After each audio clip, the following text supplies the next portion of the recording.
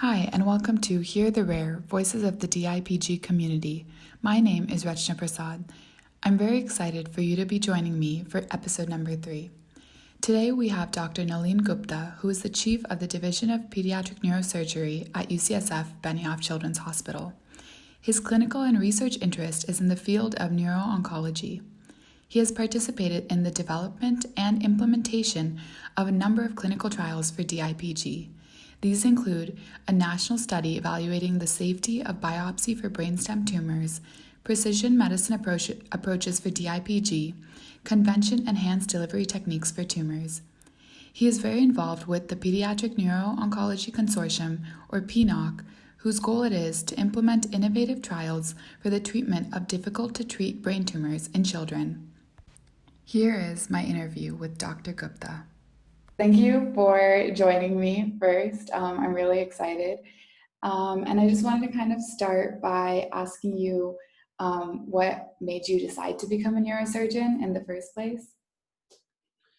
Yeah, that's a good question. I obviously was in medical school. I hadn't really decided what I wanted to do. I knew that I liked the environment in the operating room, and so I did electives and exposed myself to that, plus some other specialties as well. But I really wasn't really that decided until I did an elective with a guy named Mike Schwartz, who was in Toronto. I did medical school there, and I really enjoyed the way that he interacted with his patients, and he took a lot of time to explain kind of what he did and how he made his decision and chose neurosurgery.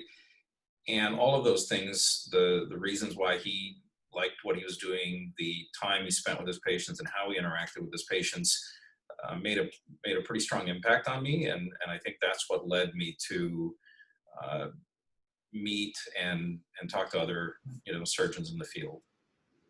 Cool. And then how did you get involved in like DIPG, DMG research? And then also what does your lab specifically focus on? Yeah, so I had an interest in neuro-oncology during residency, and that was mainly because it seemed like a field that still was very wide open in terms of from a research perspective, from a perspective of asking questions and intellectually trying to solve problems. Now, these problems, of course, are directly related to patients who have brain tumors, for example, but that aspect to it appealed to me. And I had another mentor, a guy named Jim Rutka, who a lot of people are familiar with in the field, who had done research training in neuro-oncology in San Francisco and at UCSF, and that was my sort of introduction towards both the field and the place where I ultimately did my research training and graduate work. So it was, again, a combination of meeting the right people and getting excited about a field, and then having kind of a notion that this was an area that I wanted to contribute to.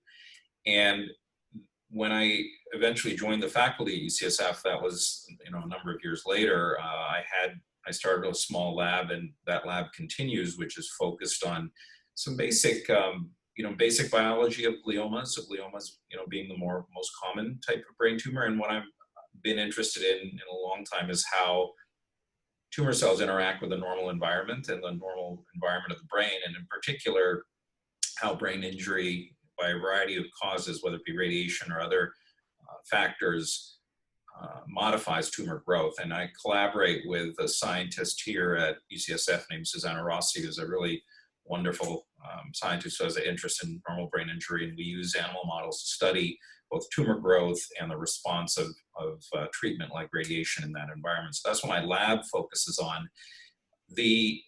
My interest in DMG and brainstem glioma really arose from the fact that when I was starting in practice, I took care of a lot of patients with brain tumors of varying kinds, and some of them, of course, were tumors that were amenable to surgery, and we could remove those tumors, and the patients, depending on the tumor type, of course, would have a really good outcome. But there was always a small group of patients, fortunately small, that had these tumors that were completely resistant to what we could do. We couldn't operate on them. We had really no treatment for them aside for radiation. And I found that, of course, really discouraging, because not only, there are things that we can't fix, obviously, but we weren't doing anything to try to move that forward. And what in academic medicine or in medicine research, what we want to do is we want to take problems and try to break them down so that we can solve them and hopefully improve the clinical picture. And sometimes that takes a short while, sometimes that takes decades.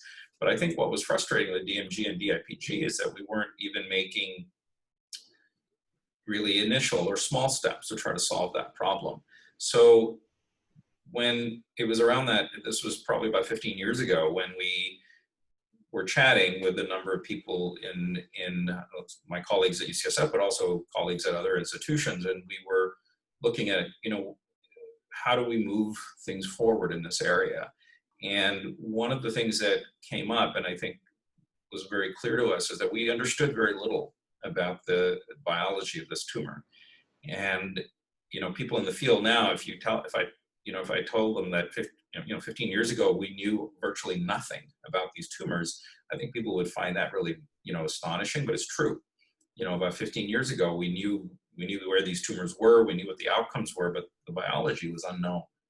And so that was something that made us meaning myself and a number of other people, Mike Prados, who was also at UCSF, but other individuals like Mark Kieran at the Dana-Farber, who was at the Dana-Farber at the time, really start asking about how do we construct our clinical trials, our investigations to not only help these patients, help these kids, but move the field forward. And that really led to a number of steps in terms of both surgical biopsy, but also trying to think about how to use that information to try to develop new treatments for these patients. Well, thank you. I guess on that note, can you talk a little bit more about the biopsies and why, I know before they were rarely performed, but then now a lot of patients do get them. In fact, my brother went to you for his biopsy and things like that. Yeah, no, I think, the obviously our field, my field, surgery and neurosurgery, has changed over, over a number of years, a number of decades. And I think, I hope it's become more accurate and safer, and we have a better sense based on things like neuroimaging and some of the technical advances that have been made so that we can make a better judgment in terms of the risks to the patient. There's nothing that we do that is zero risk in terms of surgery. Everything has risk, but the question really is balancing that risk. Now, 30 years ago, I think when some patients probably who underwent surgical biopsies for DMG, or what we call DIPG at the time, the imaging wasn't as advanced. The neuromonitoring wasn't as advanced, and the goals of what we wanted to accomplish at surgery, I don't think were clear as well. And not surprisingly, given the location, I think there were patients that didn't have good outcomes from those procedures. The other thing is that at that time, even though we could look at the tumors under using regular sort of pathology techniques, this was at an era prior to the ability to sequence DNA, to analyze these tumors in a genetic way, so that the information that we got from the tissue was not very helpful. So a decision was made in the 90s, early 90s, that these tumors are very characteristic in terms of their location and age. We should probably just treat these patients without the biopsy because it isn't worth the risk. And that's not wrong. I think that under the circumstances, the decision made was in the best interest of the patient. But the thing that happened was that it prevented people from, or it kept people from thinking about, well, how do we move this field forward if we don't really understand what's going on with these tumors. And it made us, enroll a lot of patients in clinical trials without really incorporating information about the biology of the disease into that trial. And so and clearly over that, that 15, 20-year period, we made no progress. That was the other thing that happened. It wasn't as if there were clinical trials being done, but all of the things that were tested, nothing worked. And so we were faced with a situation of here, we've been trying this for 20 years, but nothing's really worked. So what should we do a little bit? Should we do something differently? And I think I wish I could say that the outcomes have, changed dramatically, but I actually gave a talk very recently here at UCSF about the same topic. But if you look at where we are now compared to where we were 15 years ago, we understand so much more about the biology of DMG, and that's important because now we can understand which targets in that tumor we can identify. The other area that there's been a lot of progress is how do we actually get these therapeutic agents into the brainstem, and how do we treat these patients? And again, it hasn't reached the point where it's widely adopted, but here and at several other institutions in the world, there's a lot of experience that's been built up into direct delivery of drugs into the central nervous system and into the brainstem. So I think that we're at a point now where we can be a lot more directed and focused in terms of both agents that we can use and ways that we can deliver it. So I hate making predictions, but I think that we're at a very good place in terms of moving the field forward. Cool. I think that's really exciting to hear about too, as a family member and as someone who is part of a foundation that supports research and things like that. So, and then I guess to shift gears a little bit, I was wondering if there was like one story or a patient or, like something that made you look at medicine or neurosurgery or something like differently, something that stands out. When I was in training, we took care of a lot of patients with head injuries. That's part of our training, part of what we see, and not surprisingly, at the a lot of the majority of patients with head injuries are usually young men. And I was, and as a resident, I was, in my 20s, and I remember, just being struck by, how this event changed these individuals' lives forever. And, some of these people we were able to obviously make a huge impact on in terms of turning their lives around. And, some of them, you take out a blood clot or do something that let them lead a normal life. And that was incredibly rewarding because these were people I could relate. They were my age. They were, I could have this relationship with them. But at the same time, there were clearly other patients who, didn't matter what we did. Some of those patients didn't make it, and other patients were left with these, profound disabilities. So that wasn't, it was discouraging at one level, but it also made me want to, it makes you want to help and makes you want to, figure out ways to help these people. And again, you can't help everybody, but how do you make lives better for these people who, in this case, it was head injuries. And I remember that sort of, very clearly. The other group of patients, I think, which I really are, of course, brain tumor patients. And, we've been talking about DMG and DIPG, and that represents patients that, I would love to have patients that we can cure from that disease. But if we look at, the larger group of kids with brain tumors, the majority of which are actually cured of their diseases. And that's very different than, 30 years ago. And I think that being able to contribute to that and make, because of either what I do or what the neuro-oncologists and the oncologists here will do together with us, that's a really big achievement. There was one patient early in my career whose, her name was Sophie, and she had a benign brain tumor that we removed, and she took a long time to recover, but had a really great recovery. And one of the reasons I remember her is that her parents owned a cookie business, and they would always bring cookies when they came back for their appointments and follow-ups. And I remember the clinic staff used to get really excited whenever she used to come back to clinic because of that. But it was, I also mention is because she, I last saw her when she was in high school, and she had finished, that was 10 years follow-up, and, then she went on and, has, I think, done very well in her life. But I remember that sort of little personal connection with her and her family, because it was something that always made us laugh. And I, as I said, I still remember that, clearly. So. That's really nice. Yeah. And then my last question is, I guess, what would you, what is a piece of advice that you would give to anyone who wants to enter either the research field or the neurosurgery field? Yeah, no, it's a good question. I think with neurosurgery, I think honestly, it's a narrow field in terms of there aren't that many neurosurgeons overall when you think about the number of physicians.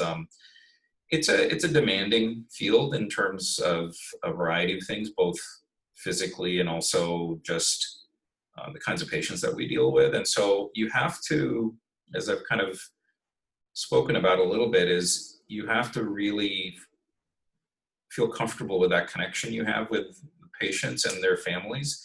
You have to feel comfortable with the fact that you're going to be able to make a really positive impact on some of these patients, which is a great thing. It's a lot of positive reward. But then there are other patients that you may not be able to help, but you can still make a positive impact on them and their families. But you have to feel comfortable with that, recognizing that, and then that can be emotionally hard, right? It's difficult to see patients that, you invest your time and you create a bond with, who, don't ultimately do well. And that can be a difficult thing to manage. So I tell people who are interested in neurosurgery residency that it's really important that you feel very comfortable with the patients, dealing with the patients, and speaking to the patients. That's going to be something that you're going to do your whole career, and that's something that has to be that has to appeal to you. You have to like it. You can't just tolerate it. So that's for neurosurgery. On the research side, I think and obviously I'm in medical research, and this, I don't know if this necessarily applies to, many other basic fields, but there's obviously in medical and translational research, the appeal really is that, you're doing something that could potentially have a very major impact on, people and people around you. Now, I think a lot of scientists in medical areas spend their careers without maybe making that leap, but a lot of what we do in research is we spend a time in blind alleys. You go down a path that you think is promising but doesn't end up that way. But by the same token, if you persist and you you focus, you can move things forward. And I think that what, in particular, we started with the example of DMG. There's a number of labs that made, a small group of people made huge contributions to this field, which will, may not have an impact right this moment, but will have an impact. And so I think that it's important to understand, I think, as a researcher, what those discoveries that you're making are going to do in terms of the patients and how they will turn out. I always encourage the people, the postdocs and the grad students in the lab, become involved with some of the clinical discussions, the conferences. You can see kind of how the decisions that we make are guided by the discoveries that are not that you're going to make that day, but that were made in the past. And it's important to see how those things happen, because it gives you a sense of purpose. Yeah, thank you. Yeah, so that's it from me. But I really enjoyed talking to you. It's really interesting to get your perspective from it too. But yeah, thank you so much. And that's all I have. Okay. Thanks very much, Rachna. It was nice talking to you. And if anyone has questions, obviously you can send them my email and stuff like that. That's fine. Okay. Great. Yeah. Thank you. All right. Take care. You too. Bye. Thank you, Dr. Gupta, once again for taking time out of your busy schedule to sit down and talk to me and giving all of us this great information. We really, really appreciate it. If anyone has any questions, please feel free to reach out and we can get them answered by Dr. Gupta, as he mentioned. As always, don't forget to like and subscribe to our podcast, as well as our social media pages on Facebook and Instagram. And if you have any questions, comments, or concerns, or suggestions for future guests, please email us at heartherare@gmail.com or fill out the contact us form on our website, heartherare.com. And for today's gratitude, I would just like to say that I'm so grateful for doctors such as Dr. Gupta, who not only try to find new research avenues and tirelessly work to find a cure, but also who make us, and at least my family, feel very comforted while we were going through this difficult process. I think that having great doctors like him gives us even the slightest bit of comfort during this process, and I think every bit of that is so deeply valued. So thank you so much, and thank you all for listening.